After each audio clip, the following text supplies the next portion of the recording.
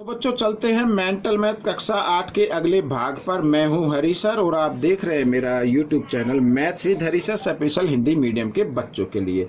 अगला प्रश्न क्या कहता है ये देखते हैं। देखो यहाँ पर प्रश्न नंबर 11 हम करने वाले हैं। ये रहा प्रश्न नंबर 11 और इसको करते हैं। देखो सरल कीजिए, बिल्कुल आसान है। 100 का वर्गमूल कितना होता है? 10 होता है जमा यहाँ पर, ठीक है। 9 का वर्गमूल कितना होता है? 3 होता है, क्योंकि इसमें 2 अंक के बाद दशमलव है। जब वर्गमूल निकालते तो 1 अंक के बाद दशमलव आ जाता है, तो इसको हम जमा करते हैं 10.3। ये आपका उत्तर रहेगा, ठीक है, इस तरीके से। और आप चाहे तो इसको थोड़ा डिटेल से भी कर सकते हैं। जैसे इस 100 का तो पता ही आपको वर्गमूल 10 होता है, तो यहाँ पर देखो इसका मैं बताता हूँ। 9 बटे का निशान लगाओ, दशमलव के लिए 1, दशमलव के बाद 2 अंक है तो 2 जीरो लग जाएंगी। और 9 का वर्गमूल कितना होता है? 3, और 100 का वर्गमूल कितना होता है? 10, ठीक है। अब देखो यहाँ पर 3, और क्योंकि इसमें 1 जीरो तो पीछे से 1 अंक के बाद दशमलव लगाना, यही मैंने यहाँ पर लिखा है, ठीक है। आइए प्रश्न नंबर 12 कर लेते हैं। तो प्रश्न नंबर 12 में क्या कहा है? सरल करना है इसको भी। तो देखो आप 5 बटे यहाँ पर 242 लिख देता हूँ। और यहाँ पर क्या है, क्योंकि दशमलव है, दशमलव के बाद 1 अंक है, तो ऊपर हम इसको लगा सकते हैं दशमलव के लिए 1, और दशमलव के बाद 1 अंक है तो 1 जीरो, इस तरीके से। तो ये आपका आ जाएगा यहाँ पर 50, 10 पंजे 50 होता है, और 242, ठीक है। 2 से काट दीजिए, यहाँ पर 25 आ गया, और 2 से इसको काटते 2 एकम 2, 2 दूनी 4, 2 एकम 2, यानी कि हमारा जो कटने के बाद आया 25 बटे 121 आया। अब 25 का वर्गमूल तो आपको मालूम है 5 होता है, 121 का क्या होता है? 11 होता है। यही आपका उत्तर बन जाएगा, ठीक है। प्रश्न नंबर 13 देख लेते हैं बच्चों। यहाँ पर प्रश्न नंबर 13 में कहा है कि 4000 के अभाज्य गुणनखंड में कितने 2 आते हैं। तो अब देखो इसके अंदर कितने 2 आते हैं। तो सबसे पहले मैं आपको यहाँ पर, या तो आप इसको करके देख लीजिए इस तरीके से, ठीक है। 2 से 2 दूनी 4, इस तरीके से 2 एकम 2, ठीक है। यहाँ पर 2 पंजे 10, ये आ गया, ठीक है।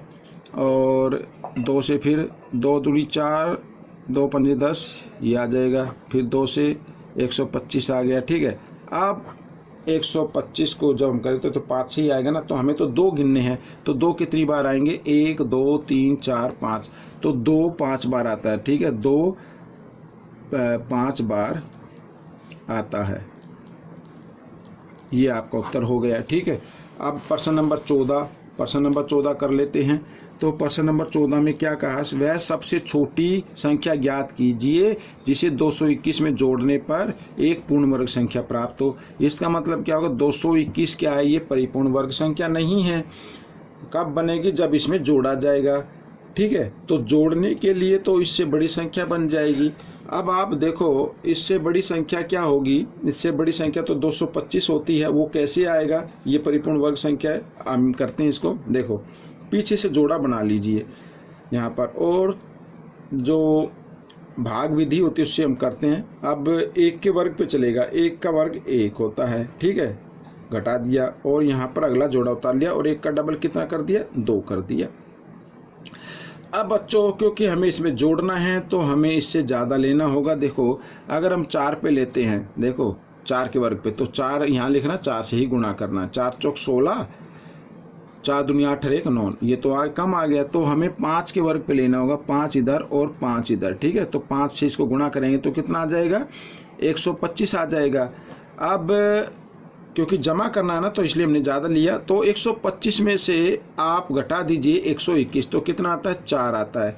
अब इस 4 को देखो, वह सबसे छोटी संख्या ज्ञात कीजिए जिसे 221 में जोड़ने पर, वह सबसे छोटी संख्या आ गई 4, जोड़ने पर एक पूर्ण वर्ग संख्या प्राप्त होगी, ठीक है। तो मैं लिख देता हूँ यहाँ पर, वह संख्या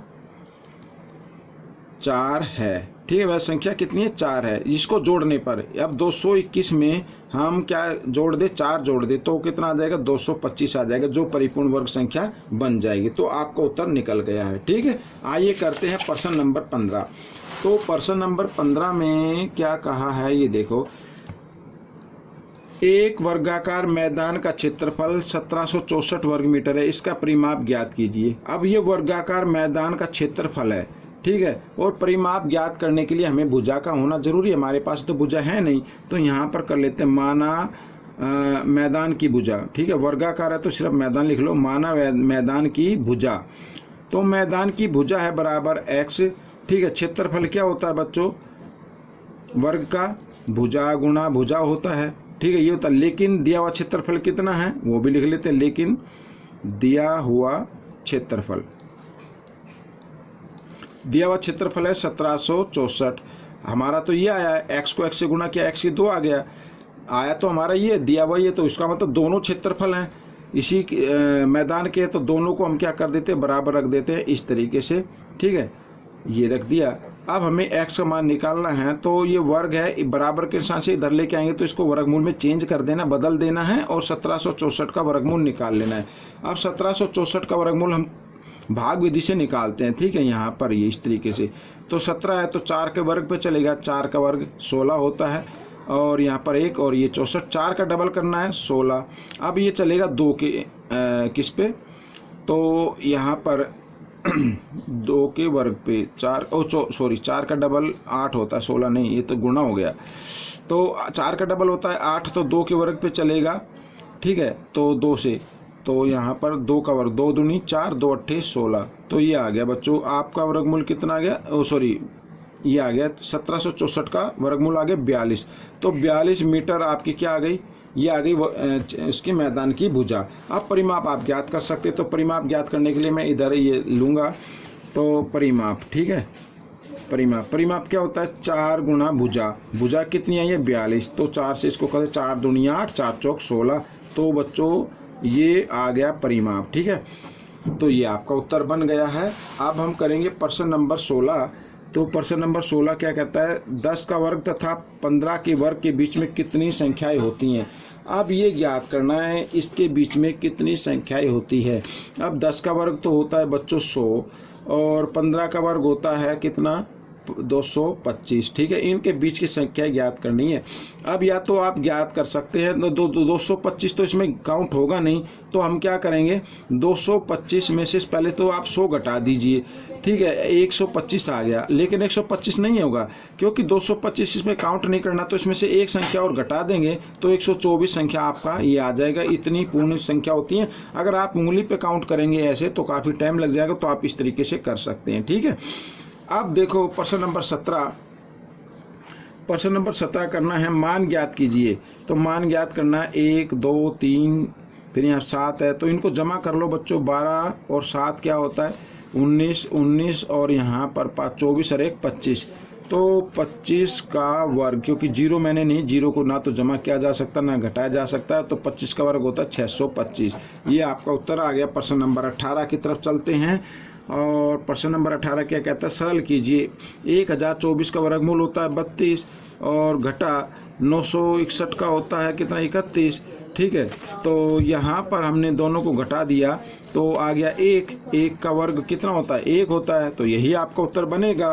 तो अब देखो प्रश्न नंबर 19 क्या कहता है 15,625 के वर्गमूल में कितने अंक होते हैं। इसका अगर वर्गमूल निकाले तो कितने अंक होते हैं, तो आपको एक छोटा सा तरीका अपनाना है। पहले इनको गिनना है 1 2 3 4 5, यहाँ पर 5 आ गया। अगर यहाँ पर ओड यानी विषम संख्या आती है तो आप उसमें 1 जमा करके 2 से भाग कर दो। 5 और 1 6, 6 को 2 से भाग करो तो 3, यानी 15,625 का अगर वर्गमूल निकालेंगे तो उसके वर्गमूल की संख्या कितनी होगी 3 होगी, ठीक है। ये तरीका आपको अपनाना है। आप प्रश्न नंबर 20 इस भाग का आखिरी प्रश्न हम करने जा रहे हैं। तो इसमें लिखा है 999 के वर्ग में कितने अंक होते हैं। अगर इसका हम वर्ग निकाले तो उसके अंक कितने होते हैं। अब 999 को करने की जरूरत नहीं है, आप सीधा क्या करें इससे एक अंक ले ले तो कितना हो जाएगा 1000 हो जाएगा।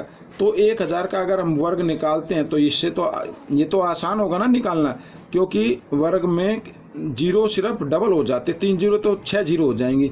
अब इसमें कितने अंक हो गए 1 2 3 4 5 6 7 अंक हो गए ना। ये अगर 1000 वर्ग का 1000 का हमने वर्ग निकाला तो अंक कितने आ रहे हैं 7 आ रहे हैं। लेकिन हमारा तो क्या है ये है 999, हमने इसमें एक अंक ज़्यादा लिया था तो इसका मतलब इसमें एक अंक कितना होगा कम होगा। क्या आएगा कम होगा। तो इसका जो वर्ग आएगा उसके अंक कितने होंगे 999 के वर्ग में, ठीक है। यहाँ में अंकों की संख्या कितनी होगी? 6 होगी बच्चों। ठीक है, हमने इसमें एक ज़्यादा लिया था तो अंक कितने आए? 7। तो इसमें तो एक कम है तो अंक कितने आएंगे? 6। तो इस तरीके से ये प्रश्न आपका हल हो गया है। और आपको कैसा लगा मुझे ज़रूर बताएं। इसमें से सीखकर दूसरों को ज़रूर सिखाना। मिलेंगे अगले भाग में। धन्यवाद।